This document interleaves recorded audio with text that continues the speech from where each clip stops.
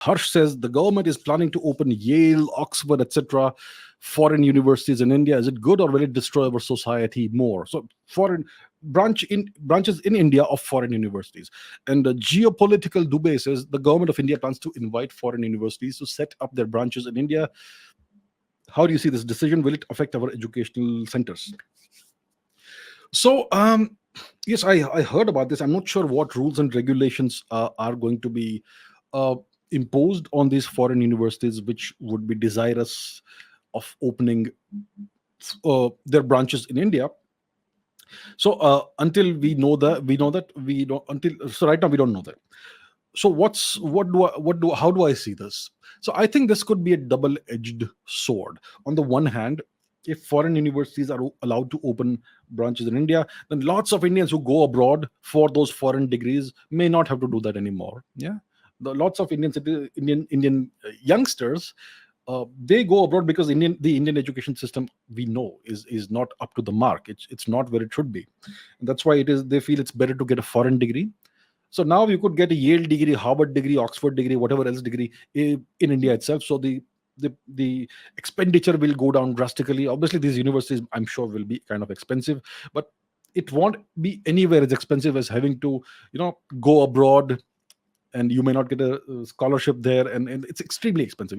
Like 20 30 lakhs a year, or something like that. That's what I hear. Yeah, so you won't have to pay that much. So in that sense, it's good for those who want to, who feel the need to go outside of India to get a degree. They will be able to get it in India itself. Secondly, it will certainly give a great amount of competition to India's archaic, moribund uh, academic institutions, universities, etc. It will give a great deal of competition to them. It will also be good for people who are seeking jobs as teachers and professors or whatever. They will get good options. They could also, it will be good for them also to on their CV that I taught at so and so university. And obviously, so the best fresh talent may be recruited in these foreign universities. So it is good for them, those who are seeking jobs and all that. And it will also overall increase the quality of education. Yeah. So I'm talking about the positives right now. So it will give, I think, a much needed wake up call to the Indian universities, who have had no competition, who have had a captive audience, and who have the worst of standards. We have some institutions in India, the top level institutions, like which may be considered to be world class. We have really good professors and scientists, etc. In some of them, Indian Institute of Science, IITs. There are lots of problems in the IITs as well. I've spoken about that.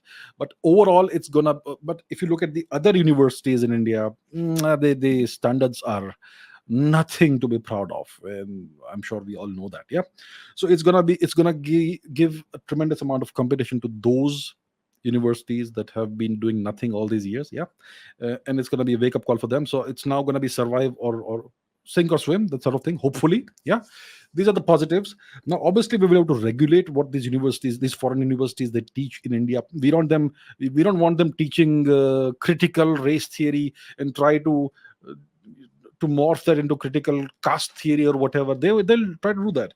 We should decide what we want them to teach and what we don't want them to teach.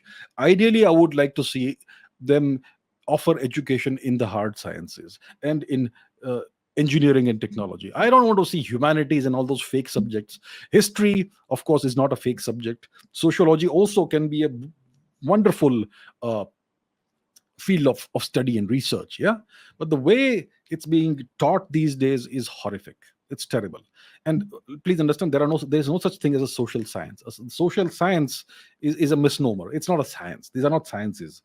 So I would say that the government needs to be very clear about what it would like, with what it would like, what value it would like these universities to bring to India, and what we don't want these universities to do.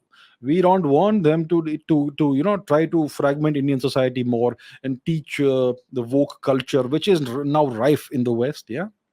So that is a big danger. We don't want any of that.